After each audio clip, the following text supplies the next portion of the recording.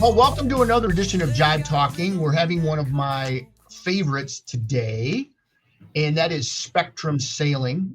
I've had the opportunity to be involved with that 2 previous years and had lots and lots of fun. And first, before we go any further, I'm going to let everybody on here introduce themselves. My co-host is Christina Columbus, coming at you live from Toledo, Ohio. Then we have a couple of sponsors on here. Why don't you guys introduce yourselves? My name's Kevin Dalton, president of the Toledo Federation of Teachers, and the Toledo Federation of Teachers has been fortunate enough to be able to sponsor the last couple of years with Spectrum Sailing. I don't know that I'm exactly a sponsor, but my name is Brandy Boney, and I am a member of North Cape Yacht Club, and we have been fortunate enough to host Spectrum Sailing for the past couple of years. I would say that's a sponsor. And then, last but not least, the person who started Spectrum Sailing. Why don't you introduce yourself and just tell us how this came about? Sure. My name is Scott Herman. I am the founder and executive director of Spectrum Sailing. Toledo native, currently residing in Charleston, South Carolina. I'm enjoying the weather down here a little more than maybe you guys are. But so I have an autistic son. His name is Daniel. He's 16 years old now. 8 years ago, when we were relocated back to Charleston, I had some struggles getting Daniel into a sailing camp. As a lifelong sailor, it was really important for Daniel to have the experience to learn how to sail. I thought it was an activity we could do together. And also there's a lot of social components that come with sailing camp that I didn't want him to miss out on. Unfortunately, here in town, there weren't opportunities for him. So after the first year, my wife and I decided it was time to start a program. So we ran that program here locally for a handful of years. The demand was through the roof.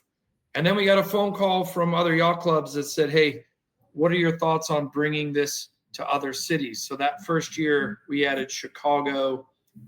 We were, of course, in Charleston. We added Sarasota.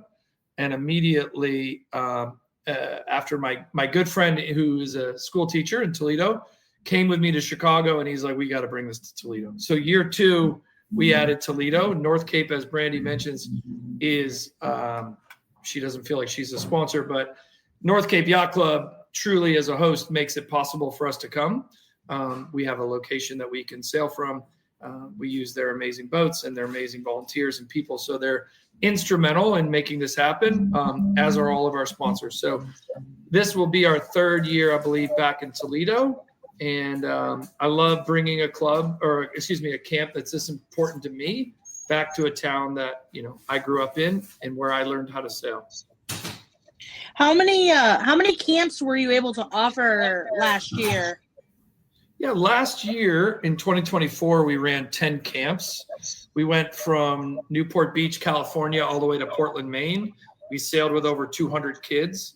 I know I didn't mention this earlier, but all of our programming has been free from day one. We've never charged a family for sailing. And so this year, we're in 10 cities. We've switched it up a little bit. We added Boston. We've added some other sort of tweaks to the program, one of which is we're adding a second camp in Chicago. So we'll actually have over 250 kids sail with us this year. And I'm super excited for the season to get. Hey, I got a question. I'm just curious. How did let's start with? I want to talk to the sponsors here. Kevin, how did TFT end up getting involved with Spectrum Sailing? Tell me how that happened. Sure. So I think it's probably the good friend, our best friend that Scott was referencing. One of our building representatives, and actually a friend of mine, and someone who does a lot of great work around here, Chris Offenberg, approached me after a meeting one day and said, "Hey, I got to tell you, I spent some time with my buddy Scott," and I'm like, "What are you talking about?" He's like, "Oh, we did this sailing club," and he's like, "It was for autistic kids and families and reaching out." And we at TFT have a kind of like a community engagement arm that we try to participate, heavily as we can.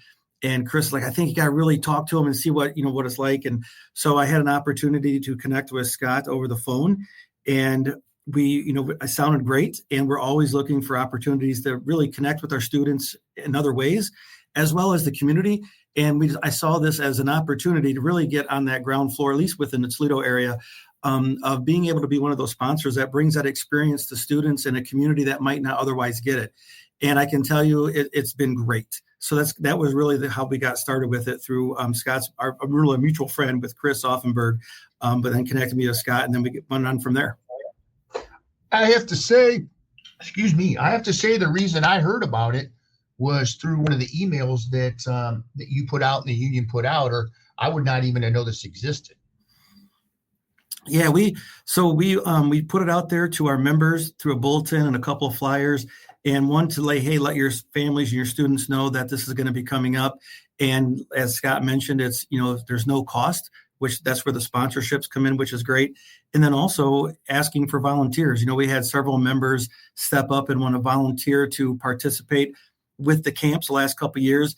And they always come back with glowing recommendations. In fact, I asked a couple of them to come in, including Chris, the one time came into our board of directors and officers meeting and just kind of gave a quick update. And, when you talk about, what investments an organization can make, this has been one of our better ones, right? I mean, the smiles per hour with this program has been great. Now, the miles per hour in those boats a little bit slow, but you can't compare that to all the great memories that are being created out there. But it is, we communicate it out and we invite as many people as we can. And I think we haven't had a problem filling up the camp, to my knowledge. Okay, Brandy, tell us, how did North Cape get involved?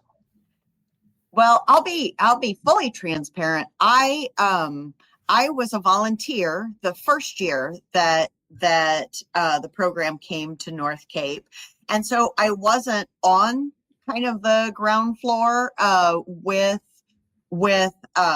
bringing them to North Cape. But I know that Scott had been a member of North Cape, just a handful of years ago when he was in the Toledo area. And so I volunteered, and I was also involved because I run the Adult Learn to Sail program at North Cape. And so our instructors for that became then skippers on the boats to help out with the program. And so I was involved in that way. And then after that first year, I got even more involved and am now sort of organizing volunteers and kind of getting things organized. So we just feel really fortunate that Scott had a connection to North Cape, and that we have the facility and the boats that are really good for this type of camp. And we're just thrilled to be able to host for the third year in a row. It's really exciting.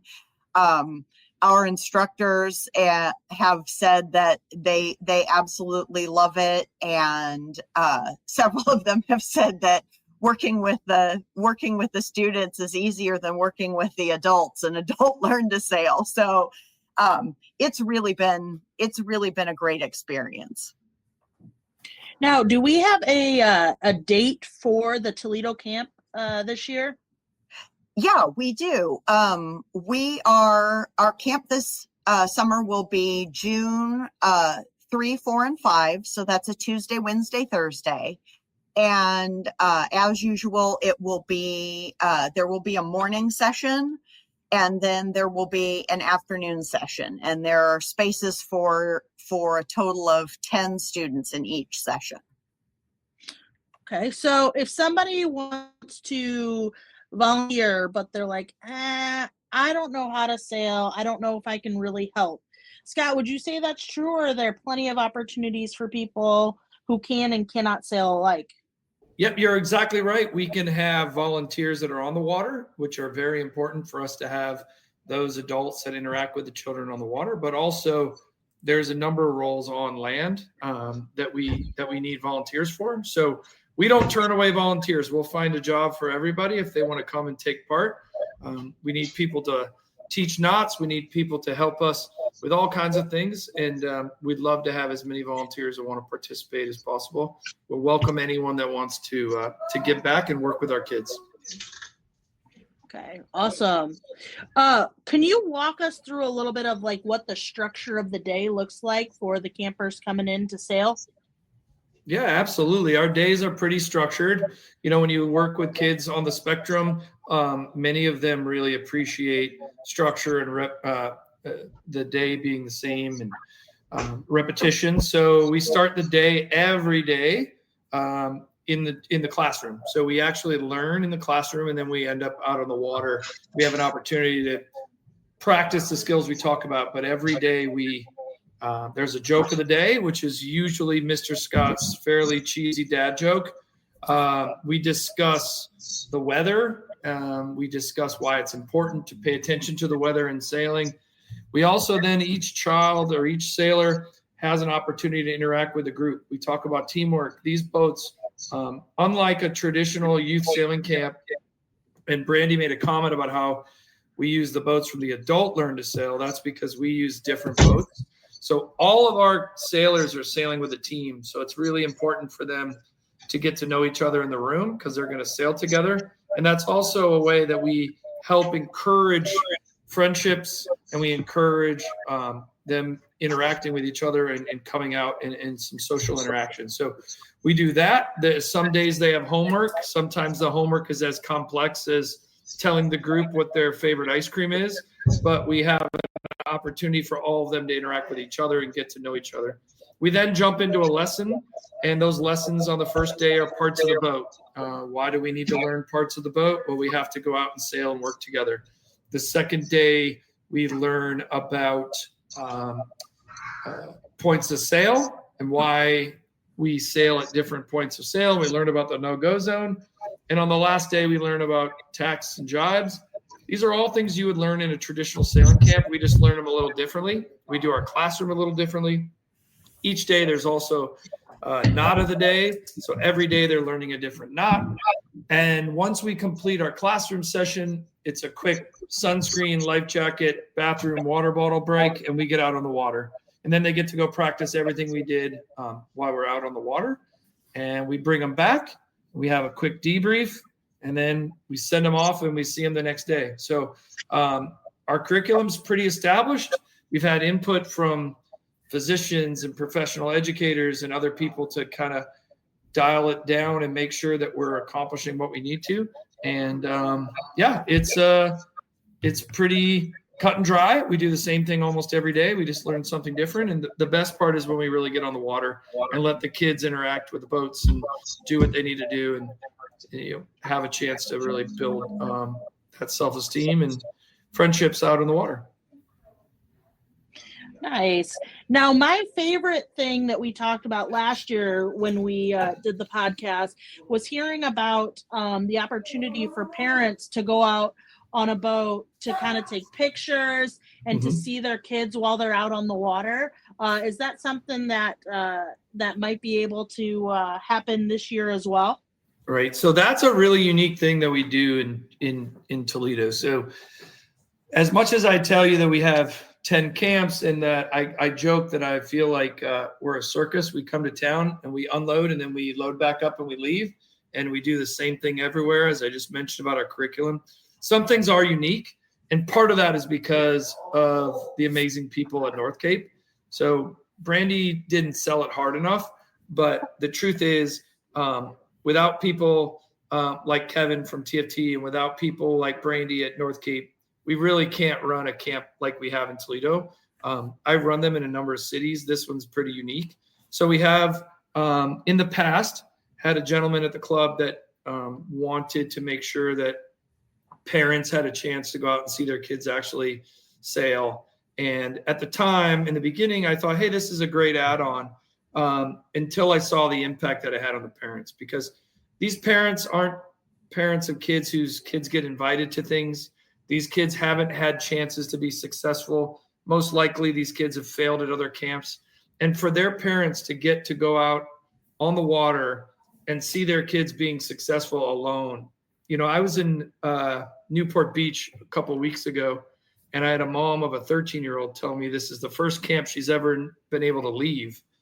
And you start thinking about the relief that it gives a parent, and then the parent has a chance to get out there and see their kid succeeding and working with a team and having amazing volunteers and making it all work. They come off, the biggest, guys, dads that are there are coming off in tears because, they don't get to see that very often. And when we go out on the water, if we don't have that boat for them to get to see it, they come back and they get pictures from our team or they get stories. But it's really moving. That impact is huge, and this is one of the only clubs we do that at. So that is a testament only, thankfully, to North Cape Yacht Club that they do that for the parents there.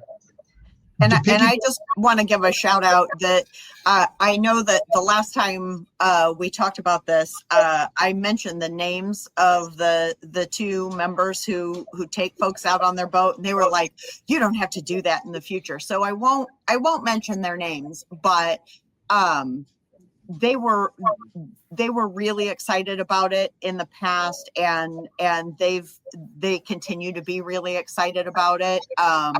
It's a cool experience for them. And then we usually have a couple of volunteers who go out on the parent boat as well, so that they can kind of explain what's going on and that sort of thing. And my husband was one of those volunteers the first year. And when we left for the day, my husband was really choked up because the dad that he had been standing with and kind of explaining things to got to see his son on the boat, and his son was at the tiller and he was waving to his dad and saying, "Dad, I'm driving the boat. And so the dad is saying, "Yeah, buddy, you are." But of course, like, the tears are just pouring. And my husband got very emotional about that. And he said, we've been able to see our kids do all sorts of things, and these parents don't have as many opportunities to do that. He's like, and this experience really drove that home for him as well. So it's a really cool thing. And again, we're just very fortunate to have some really rad members who are willing to go above and beyond to provide those sorts of experiences. Wanted to piggyback off a couple things you guys said. I know Scott was talking about kind of a unique experience, and to see that in action, what does that look like? We take the kids out, and we know that sometimes it may be too much for them, and they may need to come back in. The camp is set up for this, which is great. We have a walkie-talkie. They have a walkie-talkie on shore. And let's just say Scott was on my boat, needed to come back in. I can radio and say, "Hey, one of the campers would like to come back." And they'll say, "Who is it?" I'll say, "We're going to bring Scott back," so we can drop the sail, drop him off, and be back on the water in under 10 minutes because it's set up for that. One time we had a young man who didn't want to go on the boat. We said, "Hey, would you go if your dad went?" He said, "Yes." Dad got on the boat. We were out there for 1 hour. And the kid wanted to come back in, and Dad said, "I'm sorry." And I said, "For what?" "Your kid spent 1 hour out here." So this is set up specifically for situations like this, whereas if a kid needs to come back in, we'll bring a kid back in. Yeah, to that point, I always say that we measure success differently for every kid. So we've only had one camp in 2025, and that was Newport Beach, at the time we're recording this. I had kids docking the boat on day 2, and I had a kid that went out for an hour on day 1, and on day 2, he spent an hour on the powerboat with Mr. Scott. And you know what? Those are both successes for both kids. The parents of the child who couldn't go out, they came to me and said, just watching him learn to tie a knot on day 1 and that he answered your joke was a win for us. Like, success is different for everybody. We're not trying to make Olympic sailors. We're making sure that it's an inclusive environment, that everybody feels that they can be successful. And we try to do that for everybody. And it can be different for each kid. And I think that's really important. Absolutely. And last year we had a student who tried every single day to get on the boat, and he just could not convince himself to get on the sailboats, but he did get onto the parent boat, and he was able to be up on the fly bridge and looking out there, and he was able to stand at the wheel for a little while. And that was absolutely a win because he got out on the water. It was a different experience, but like Scott said, you measure success differently. And I've had parents apologize too. And I'm like, don't apologize for anything. This is, this is what it's set up for. And we want to provide the experience and that inclusive environment. Yeah, and to echo a little bit of that, while I have not had a lot of background in sailing, my nautical joke, but I've been able to see the program, the camp, really from the time it starts in the morning, from the time when the students, the kids are coming back in from their trip out and back, and the parent boat. I have to tell you, I won't say any names, but I was shocked when I got there and recognized the owner of the parent boat. That boat is amazing, by the way. But you see the smiles of these parents and just the emotions that are coming off of that boat. It is like, wow, that is awesome. And then you see these little boats coming in, and these kids are just, if you could see me right now, I've been smiling the entire time listening to you guys talk, because I know last year when I went in there that morning, the first morning of it last year, we had just gotten hit with mayflies. And you can see some of the students are walking through these clouds of mayflies and whatnot. They get in there and they get back to the back room where the classroom, I would call it the classroom, is happening. And it was just awesome. And when you talk about success being measured in different ways, I do know one thing is that there was not one student that was not successful. And, I'll give it up to Scott with his corny, or I guess his cheesy dad jokes, as you might call them. But, they're kind of a hit because some of the students remembered it from the year before. And so it was great to see some repeat sailors come in and see the new faces come in. But I can tell you, when they're there in the morning, they're doing their knots, they're doing their practicing. And it's kind of like a classroom. I mean, it really is. These kids are listening, and he's absolutely right. The structure, the routine, they know it. And then they're heading out to the boats. And it's hilarious from an educator perspective who taught first grade for 17 years, watching these kids get by this boat where they may have never been around before. And the lake is so big out there, it seems to them.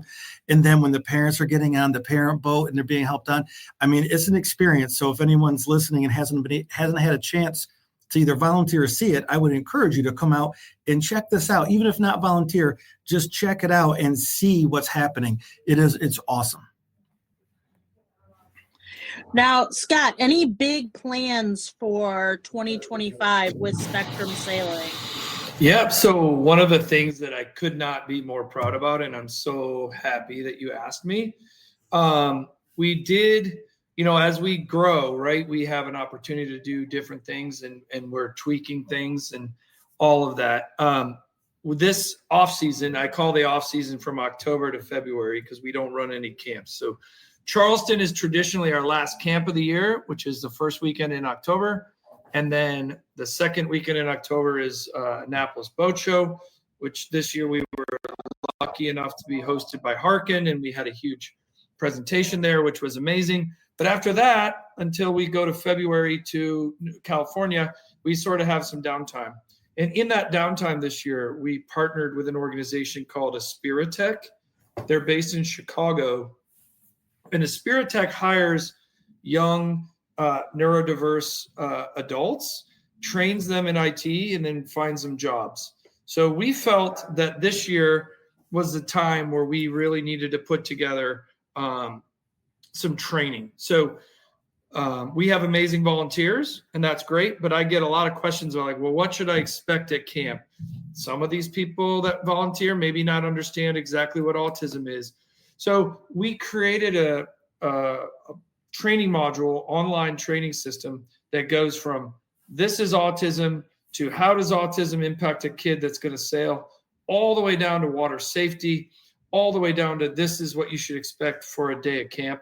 It's about a 1-hour training module that we're rolling out. not only do we build that, which I think has never been done, but we employed a company that employs neurodiverse young adults in IT. So all of our training was built by autistic young adults, which I think is fantastic. So one of the partnerships we have, one of the things we can offer clubs like North Cape is, hey, because we work together, here's some training that not only our volunteers can go through, but also all of your sailing instructors can learn a little bit more about autism, learn a little bit more about water safety, learn a little bit more about how we work with these special kids, because there's undiagnosed kids going through your sailing program. There's kids with ADHD. There's kids with different learning styles. So just another resource we can offer back to our host clubs. And it's going to get launched here any day, and I couldn't be more excited about it. That sounds awesome. I got chills hearing about that. That's cool. That is awesome. So on the thought of, expanding and doing more, are you looking to do any more expanding, like around the Great Lakes, internationally? Are you happy with, the number of camps you guys are putting on right now? What are your thoughts on that? Christina, did I send you my notes before the call? You're killing me. No, here's the truth. And I just talked to Brandy about this. We're exploring some grant opportunities that I think would open up some doors to have a full summer program across the Great Lakes. We are in talks with SailGP to be in every stop they go to. So that would be New Zealand, Australia, all across Europe. All those things are in discussion and could be great. But also, we're still in cities like Toledo where every kid that applies isn't getting on the water. And those are some things that I need to focus on too, to make sure maybe we create a 2.0 program, or maybe we create a program where we can teach you to fish versus us giving you fish, and we can train your staff in a way that we can get these kids that are in Toledo that don't make it through the lottery onto the water. So all those things are priorities. I've got to figure out how we do all of it. And all of it comes down really to how we fundraise, and hopefully we can bring on some staff and take some things off my plate, and we can grow and continue to do all the great work we do.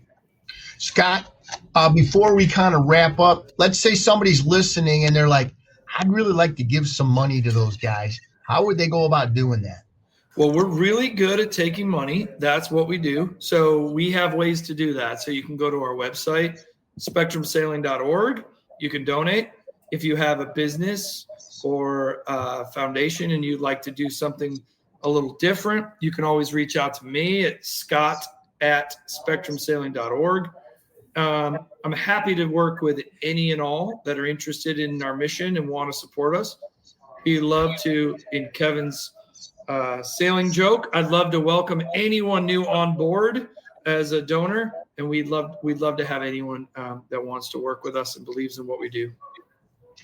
Well, thanks you guys for spending some time. I want to thank Kevin Dalton from TFT for being here. That's awesome that you're involved in sponsoring. I want to thank Brandy and also Christina Columbus. I'm looking forward to being there again in June and participating in the camp. So thanks, everybody. Job Talking Podcasting.